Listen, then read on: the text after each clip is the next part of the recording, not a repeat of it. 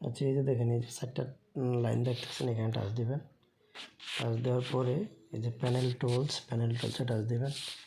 এই যে ইউজার আছে, ইউজারের মধ্যে টাচ দিবেন। আপনি তো ইউজার বানাবেন, এই যে ক্রিয়েট ইউজারে টাচ দিবেন।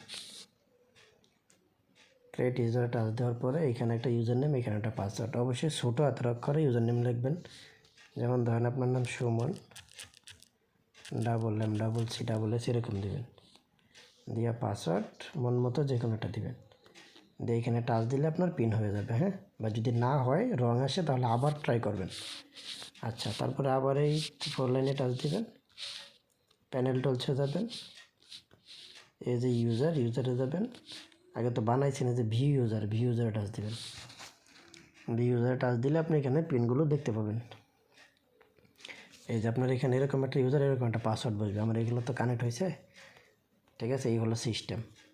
বাস, এখানে আপনার ইউজার নেম থাকবে, পাসওয়ার্ড থাকবে, আর এগুলো খালি থাকবে। যদি কখনো পাসওয়ার্ড চেঞ্জ করতে হয়, রিসেট পাসওয়ার্ডে টাচ দিলে অটোমেটিক পাসওয়ার্ড চেঞ্জ হয়ে যাবে। একটা ফোন থেকে যখন আরেকটা ফোনে পিনটা কানেক্ট করবেন, তখন আপনি এই রিসেট আইএমএ এটা দিয়ে নেবেন। দিলেই আপনার এই যে রিসেট করলে এই যে এটা উঠে যাবে। বাস, তারপরে আপনি এই পিনটা এক ফোন থেকে আরেক ফোনে কানেক্ট করতে পারবেন সহজেই। এই যে দেখেন ডিভাইসটা এখান থেকে উঠে গেছে। বাস, এতটুকু, অন্য কিছু না।